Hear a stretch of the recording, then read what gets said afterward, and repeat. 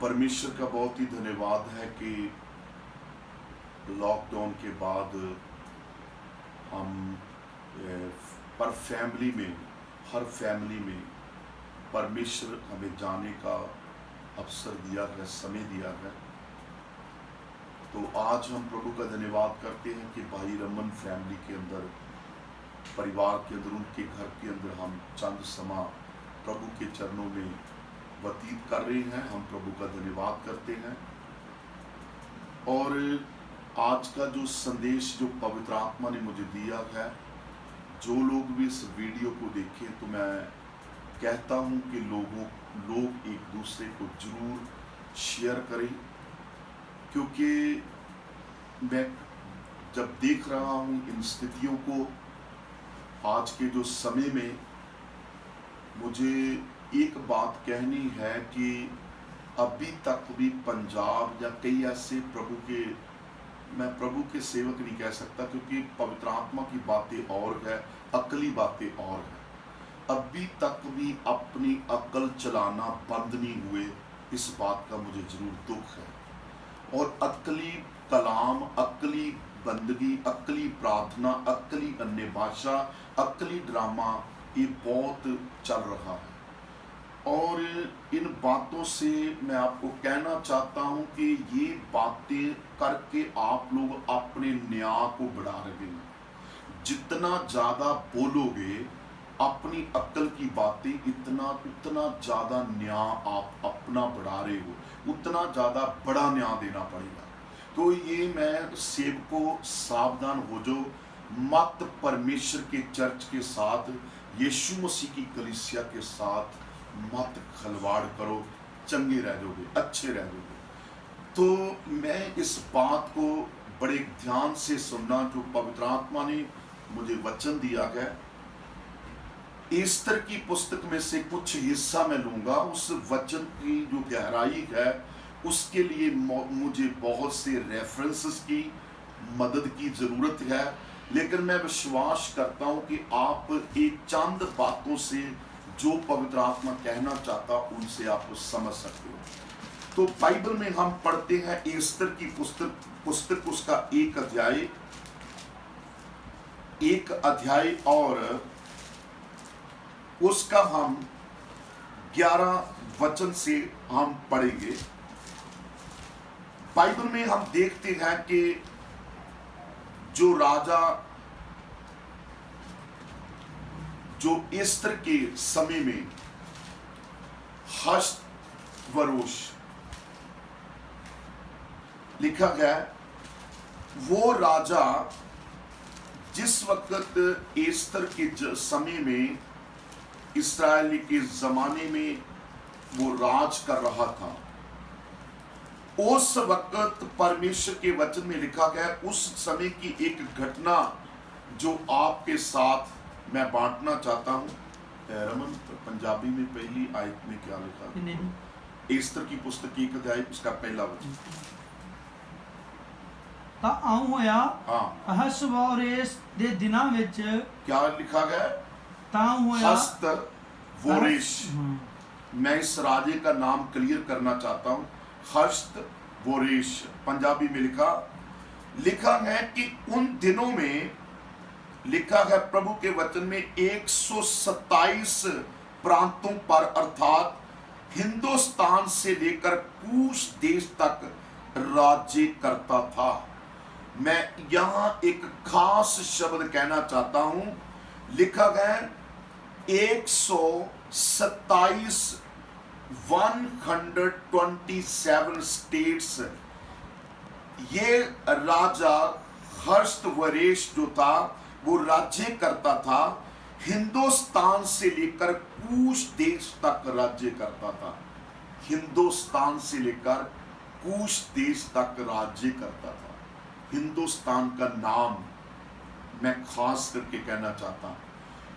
हिंदुस्तान और का अर्थ जो डिक्शनरी मीनिंग है, अगर मैं बता दूं तो शायद इसका विवाद खड़ा हो सकता है, लेकिन मैं इसका मीनिंग आपको कहना चाहता हूं कि आप ऑक्सफोर्ड डिक्शनरी में हिंदुस्तान का मतलब आप ढूंढ ले खुद ही, तो आप समझ ले तो अच्छा रहेगा।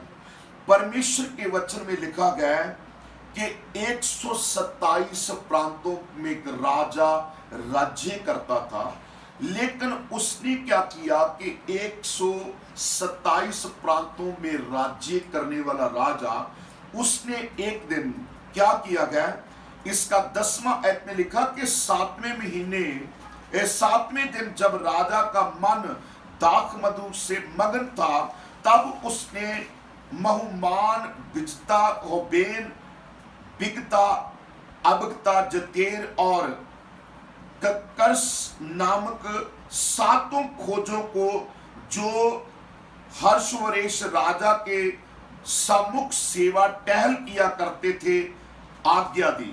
मैं एक एक का नाम नहीं पढ़ता, आप 10 आयत में पढ़ लेना। ये 7 लोग राजा की सेवा करने वाले, और इसने जब दाख मधु में मतवाला या जिस तरह कह सकते मगन हुआ, तो इसने 7 को क्या कहा कि तुम क्या करो, जाओ, तुम जाओ, मेरी आज्ञा मानो कि रानी बस्ती को राजमुकुट धारण किए हुए राजा के सम्मुख ले आओ, जिससे कि देश देश के लोगों और हाकिमों पर उसकी सुंदरता प्रकट हो जाए। उसने दाख मधु में, बाइबल में लिखा, मगन होकर अपने 7 सेवादारों को कहा, मेरी रानी के मुकुट पहनाकर तो देश देश मेरे इसमें सबके सामने उसको लाया जाए। और बाइबल में लिखा कि उसकी सुंदरता सबके ऊपर प्रकट हो, लिखा, क्योंकि वह देखने में सुंदर थी। उस राजा ने कहा, मेरी रानी के ऊपर मुकुट पहनाकर ते सारी राज देशों के सामने, लोगों के सामने पेश किया जाए, क्योंकि सबसे ज्यादा वो सुंदर थी, सबसे ज्यादा सुंदर थी। बड़े ध्यान से सुनना इसका मीनिंग। आज मैं आपको कहना चाहता हूं कि पहली बात, एक वो सुंदरता है जिसकी सुंदरता मनुष्य को उसकी सुंदरता पाप में लेके जा रही है। एक सुंदरता वो है जो अपने स्वामी का मन प्रसन्न कर रही है। एक सुंदरता वो है जो राजा और प्रजा के मन को प्रसन्न कर रही है। मैं इस बात से कहना क्या चाहता हूं, आप ध्यान से सुनना। जब इसको बुलाया गया कि ये मेरी रानी आए, और लिखा गया कि रानी वस्ती को राजमुकुट धारण किए हुए राजा के सम्मुख ले आओ, जिससे कि देश देश के लोगों और हाकिमों पर उसकी सुंदरता प्रकट हो जाए, क्योंकि वह देखने में सुंदर थी। देखो, एक बात है, हर मनुष्य अपनी सुंदर, मैं कह सकता हूं, वाइफ को छुपाता है, लेकिन राजा हर्षवरेश ने क्या कहा, जब वो मगन हुआ दाख मधु के साथ, उसने कहा उसको लाया जाए, वो उसकी सुंदरता पेश की जाए, और देश देश के लोगों में उसकी सुंदरता की चर्चा हो और वो प्रकट की जाए। लेकिन हुआ क्या, खोजों के द्वारा राजा की ये आज्ञा पाकर रानी वस्ती ने अपने से इनकार किया। उसने 7 सेवादारों के आगे इनकार किया कि मैं अपनी सुंदरता को लेकर राजा के सामने मुकुट पहनकर नहीं आऊंगी। मैं राजा के सामने और लोगों के सामने, देश देश के सामने मैं बिल्कुल भी नहीं आऊंगी। बड़े ध्यान से सुनना, इसका आत्मिक मैंने पहले बताया कि इधर इसका मैं पूरा डिटेल हूं। आई नीड मैनी रेफरेंसेस, पर मैं एक खास बात कहना चाहता हूं, बड़े ध्यान से सुनना। अभी समय आ गया है कि यीशु मसीह अपनी दुल्हन की सुंदरता को पूरे संसार के सामने पेश करना चाहता है। वो कितनी सुंदर है, द बॉडी ऑफ क्राइस्ट कितनी सुंदर हो चुकी है, वो पेश करना चाहता है। लेकिन आज मैं इस बात से कहना चाहता हूं कि जब राजा ने अपनी रानी बस्ती को आज्ञा भेजी, खोजने भेजा, तो उसने क्या कर दिया? इनकार कर दिया। उसने क्या कर दिया? इनकार कर दिया। बड़े ध्यान से सुनना, इसका मतलब यह है, चाहे आज किसी ने मन फिराया तो बड़ी बात नहीं, बपतिस्मा लिया तो बड़ी बात नहीं, पवित्र आत्मा का अभिषेक थोड़ा बहुत हो सकता, बहुत बड़ी बात नहीं, लेकिन आज कौन है जो अपने राजा की दुल्हन होते हुए, या वो जिसको उसने अपने लिए पसंद किया, आज प्रभु यीशु मसीह उस चर्च को क्या करना चाहता? पूरे संसार के सामने, हर देश के सामने बॉडी ऑफ क्राइस्ट, ओ सुंदर यीशु का कलीसिया, उसको पेश करना चाहता है। लेकिन आज चर्च अपनी सुंदरता, इसका मतलब नहीं सुंदरता तो शायद इसलिए छुपा हुआ है, लेकिन अगर है तो आज चर्च अपनी सुंदरता जिसके सामने दिखानी है वहां नहीं, आज दुनिया के सामने पाप के द्वारा सुंदरता दिखा रखा है। प्रभु के वचन में लिखा, जब इस स्त्री ने इनकार किया, इस रानी ने इनकार किया, तो बाइबल में लिखा, खोजों के द्वारा राजा की ये आज्ञा पाकर रानी को बस्ती ने जाने से इनकार किया। इस पर राजा बड़े क्रोध से जलने लगा। राजा क्या हो गया?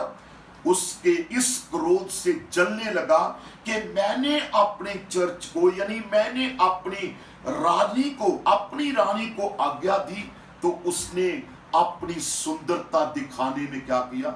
इनकार किया।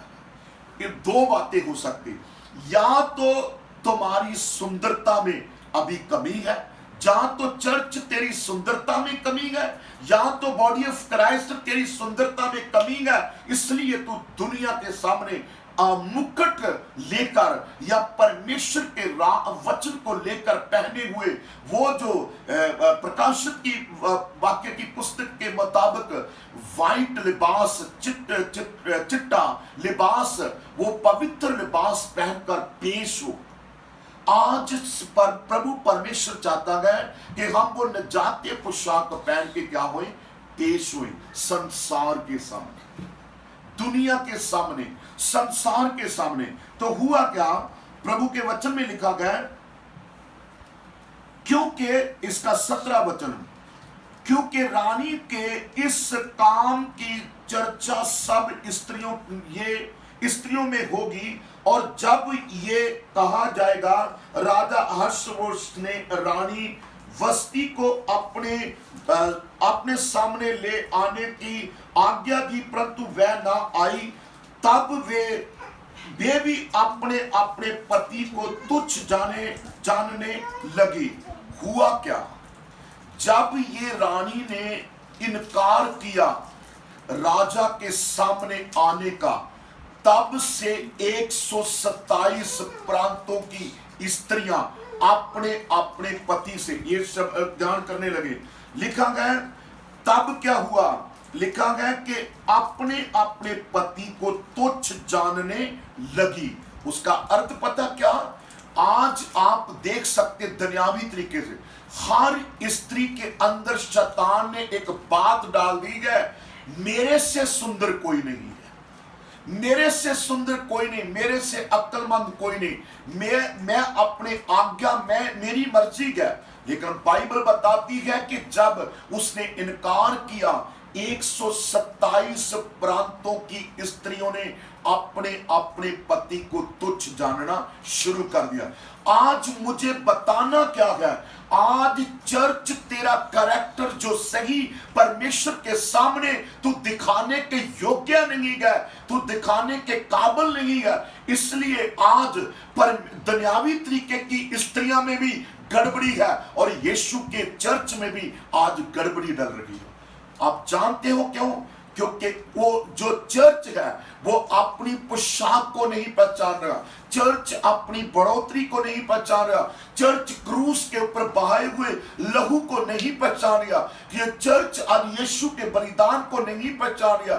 चर्च आज अपनी सुंदरता को क्यों छुपाए हुए है? अपनी सुंदरता को लेके आओ, क्योंकि यीशु आज अपने दुल्हन को, अपने चर्च को पूरी दुनिया के सामने खड़ा करना चाहता। देख शैतान, इसमें कोई पाप तो नहीं, देख शैतान इसमें कोई गलती तो नहीं। मुझे एक बात याद आ रही है इसके साथ कि परमेश्वर के बारे में बोलना चाहता हूं। जब बाइबल में लिखा कि परमेश्वर के पुत्रों के साथ, परमेश्वर के सन्मुख अय्यूब के समय शैतान भी हाजिर हुआ, तो परमेश्वर ने पूछा कि शैतान तू कहां से आया? कहता मैं पूरी धरती के सैर करके आया हूं, देख कर आया हूं। तो परमेश्वर ने क्या कहा? क्या तूने मेरा बंदा, मेरा जन अय्यूब देखा? हालेलुया। इसका मतलब God is going to challenge. परमेश्वर अपनी बॉडी ऑफ क्राइस्ट के बारे में चैलेंज कर रहा है, शैतान के सामने चैलेंज कर रहा। आज मैं कहना चाहता हूं, आज चर्च गलत डॉक्ट्रिन के द्वारा, कलीसिया गलत डॉक्ट्रिन के द्वारा आज उनके अंदर, मैं कहना चाहता हूं, मुंह की इबादत और है और मन चेंज की इबादत और है। प्रभु को मुंह की इबादत नहीं चाहिए, प्रभु को हृदय चेंज की इबादत चाहिए। इसलिए परमेश्वर के वचन में लिखा, इस स्त्री ने इनकार क्यों किया? इस स्त्री ने इनकार इसलिए किया क्योंकि उसके अंदर, उसके जीवन के अंदर उसकी बाहरी सुंदरता का घमंड था। उसको पता ही नहीं कि मेरे अंदर क्या है। मेरे उसका बाहरी रूप सुंदर था, लेकिन उसके हृदय के अंदर राजा की इज्जत नहीं, उसके अंदर अपने स्वामी का आदर नहीं, उसके अंदर राजा क्या चाहता वो बात का पता ही नहीं, उस भेद का भी पता नहीं, उस बात का भी पता नहीं। मैं कहना चाहता हूं, चर्च वो है जो अपने राजा की एक एक बात को जानता, कलीसिया वो है जो स्वामी की सारी बातों को जानती है, चर्च वो है जिसको परमेश्वर का पुत्र यीशु मसीह तो सोचता भी है तो चर्च में प्रकट होना चाहिए। उसको कहते हैं रानी, उसको कहते हैं यीशु की दुल्हन, उसको कहते हैं बॉडी ऑफ क्राइस्ट, नहीं तो नहीं है। मैं कहना चाहता हूं, कोई तो हिंदुस्तानी पाकिस्तानियों का रूप धारण करे, पाकिस्तानी हिंदुस्तानियों का रूप धारण करे, कोई अमेरिका का रूप धारण करा, कोई किसी का रूप धारण करा। मैं एक बात कहना चाहता हूं, मुझे कई लोग पंजाब के पादरियों की वीडियो भेजते हैं, मैं डिलीट करता हूं, मैं उन वीडियो को डिलीट करता हूं, क्योंकि इनको पता ही नहीं कि आज चर्च की स्थिति क्या होनी चाहिए। जब पास्टर्स को नहीं पता तो लोग कैसे पहचानेंगे? बाइबल बताती है, भविष्यवाणियों के मुताबिक ये महामारी एक चिन्ह है कि यीशु मसीह का आगमन निकट है। अब भी समय है कि मैं इस बात को आत्मिक रूप में देखूं तो बाइबल में इफिसियों की पत्री में क्या लिखा? आप दाखरस से मतवाले ना हो, बल्कि किससे हो? पवित्र आत्मा से। मैं कहना चाहता हूं, हमारा प्रभु यीशु मसीह, उसने यशायाह नबी की पुस्तक जब पैदा होने के बाद 30 साल के आजू में बपतिस्मा लिया, उसने पहला शब्द क्या कहा? परमेश्वर का आत्मा मुझ पर है। अब वो आत्मा इतना मगन हो चुका कि यीशु अपनी दुल्हन को अपने सामने भी देखना चाहता और दूसरे सारे देशों में भी दिखाना चाहता, क्योंकि उसकी दुल्हन के तुल्य कोई भी सुंदर नहीं वो समझता। वो चाहता मेरी बॉडी की, मेरी दुल्हन की सुंदरता सारे संसार में फैल जाए। सुंदरता किस बात को बताता है? मैं कहना चाहता हूं, ब्यूटी का मतलब होता जिसके ऊपर कोई भी, चेहरे के ऊपर कोई भी गंदगी का दाग नजर नहीं आता, उसको ब्यूटी कहते, उसको सुंदरता कहते। आज मैं कहना चाहता हूं, लोगों की झूठी ब्यूटी है, इसीलिए लोग परमेश्वर के वचन के सामने सुंदर होने से, पेश होने से अपने जीवन के अंदर क्या कर रहे हैं? इनकार कर रहे हैं। अपने जीवन में क्या कर रहे हैं? इनकार कर रहे हैं। मैं कहना चाहता हूं कि आज मुझे पवित्र आत्मा ने वचन दिया है, एस्तर के बारे में, एस्तर के बारे में परमेश्वर के वचन में लिखा है। बड़े ध्यान से सुनना। इस वचन के बारे में एक बहुत भेद की बात मैं कहना चाहता हूं। मेरे साथ निकाले ये 2 अध्याय, उसका 7 वचन से हम पढ़ते हैं। लिखा गया यहां बाइबल के अंदर मर्द कई के बारे में बात है। मैं थोड़ा सा आपको पढ़ के बताना चाहता हूं। मर्द कई कौन था? ये बिन्यामीन के खानदान का सा। बिन्यामीन कौन है? ये बाइबल में पुराने नियम का एक गोत्र है। ये वो है गोत्र जिसके अंदर कूट कूट कर परमेश्वर की इनख भरी हुई थी। ये वो है मर्दकई। और प्रभु के वचन में लिखा, बिन्यामीन के खानदान से, परमेश्वर के चुने हुए खानदान से, प्रभु के वचन में लिखा है कि जब वो यरूशलेम की बंधुआई से छूट कर आए तो खुदावंद के वचन में लिखा गया 7वें वचन में, उसने हदसा नामक अपनी चचेरी बहन को, जो एस्तर भी कहलाती थी, पाला पोषा था, क्योंकि उसके माता पिता कोई ना थे और वह लड़की सुंदर और रूपवंती थी। और जब उसके माता पिता मर गए तब मर्दकई ने उसका अपनी बेटी करके पाला।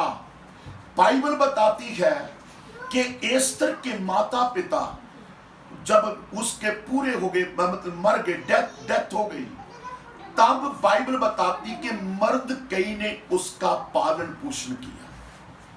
किसने किया? मर्दकई ने। यहां एस्तर की सबसे बड़ी बात कही गई है कि एस्तर सुंदर थी। एस्तर कौन थी? सुंदर थी। बड़े ध्यान से सुनना।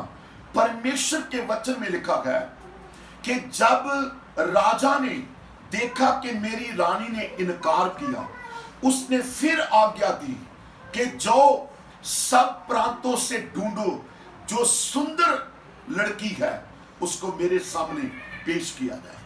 तो बाइबल बताती है, इसको शॉर्ट में मैं बता रहा हूं, कि जब देखा गया तो एस्तर को भी पेश किया गया।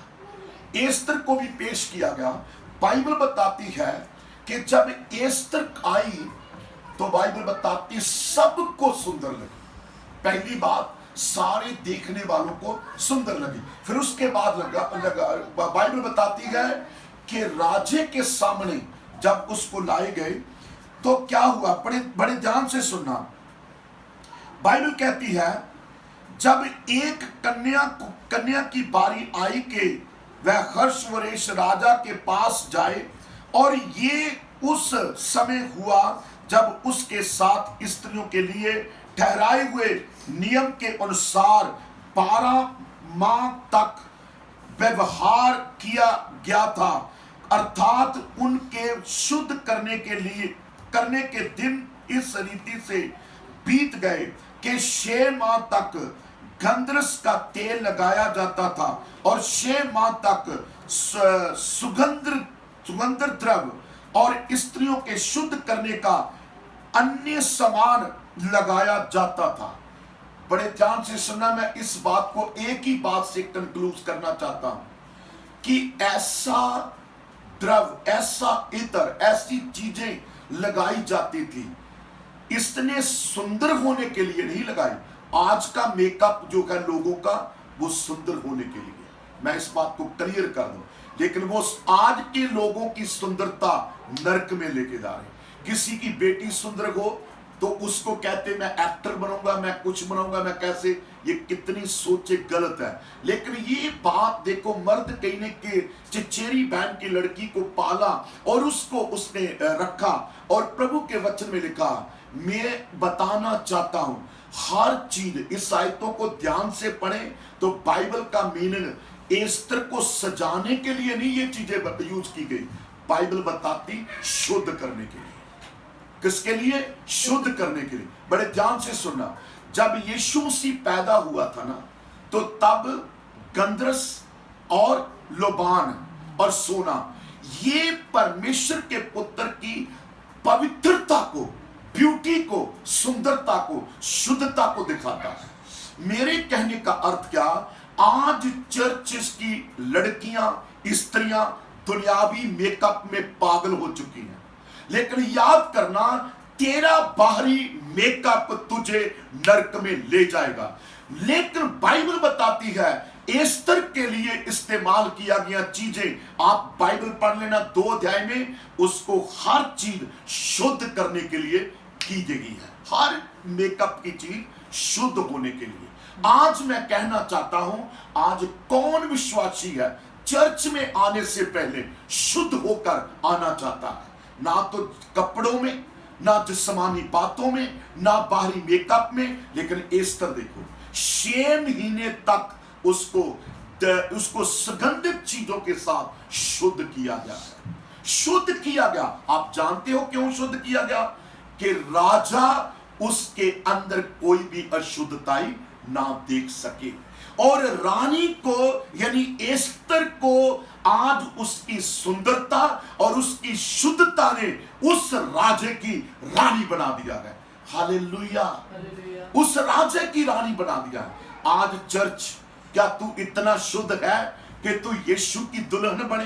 क्या तू लोगों, आज तुम इतने शुद्ध हो चुके कि तुम यीशु मसीह की कलीसिया होते हुए यीशु मसीह की पवित्र दुल्हन होने?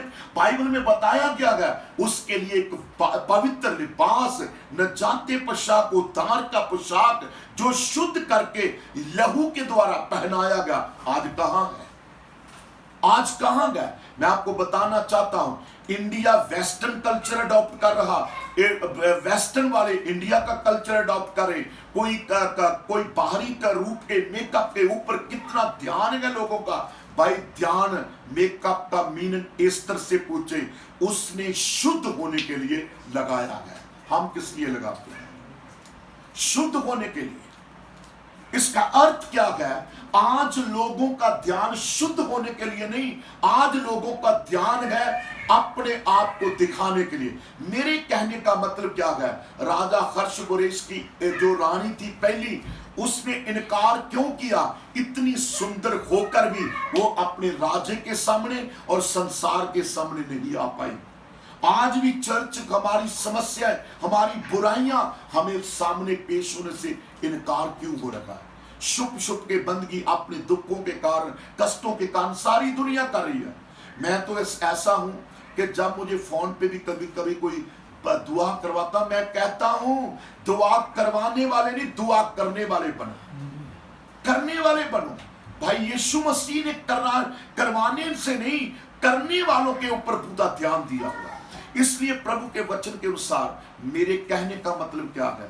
क्या आज ऐसी शुद्ध होकर, ऐसा शुद्ध होकर मैं कहना चाहता हूं, मर्द कहीं उसका बाप नहीं था, लेकिन उसका पालन पोषण ऐसा किया कि वो राजा की दुल्हन, राजा की रानी बनी है। मेरे कहने का मतलब क्या है कि एस्तर का यानी चर्च का ऐसा पालन पोषण करो कि वो यीशु मसीह की क्या करें? दुल्हन। आज पादरियों, पास्टरों, तुम्हारे कामों पे क्वेश्चन है। पौलुस कुरिन्थियों की पत्री में कहता है, हर एक का काम आग की तरह, आग आएगी तो हर एक का काम परखा जाएगा। मैं कहना चाहता हूं, आग के आने से पहले सही डॉक्ट्रिन सीखे, पवित्र आत्मा को सुने, पवित्र आत्मा की बातों को सीखे।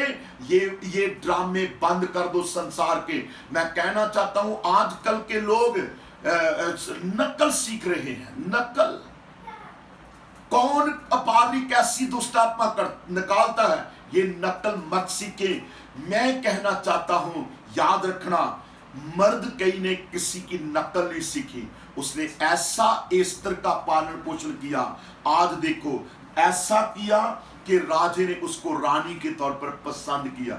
जब पसंद किया तो बाइबल बताती है कि रानी एस्तर ने यह भी नहीं बताया मेरी जात कौन सी है।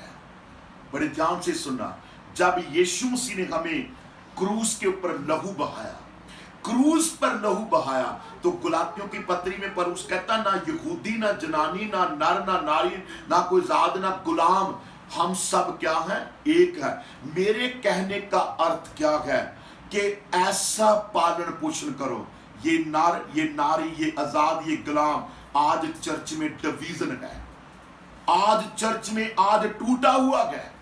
लेकिन बाइबल कहती है यीशु के लहू के द्वारा हम ना आजाद, ना गुलाम, ना नर, ना नारी, हम सब यीशु मसीह में क्या है?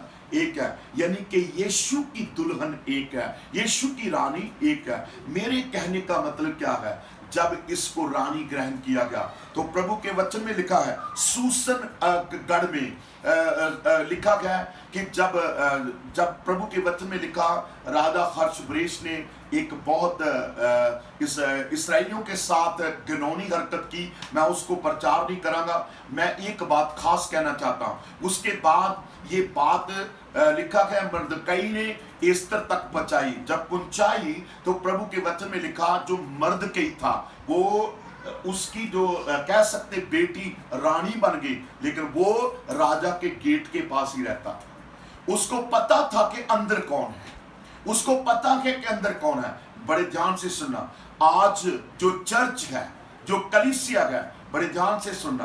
बाइबल में लिखा गया है कि अपने अपने दरवाजों को क्या करो? शुद्ध करो। अपने अपने दरवाजों को शुद्ध करो। जब वो मर्दकई राजा के महल के गेट के ऊपर ही होता था तो प्रभु के वचन में लिखा, ऐसा समा आ गया कि उसने जो गलत फैसले के लिए हमान ने मुंदरी को दिया था, हमान के मुंदरी दी थी राजा हर्षवरोश ने।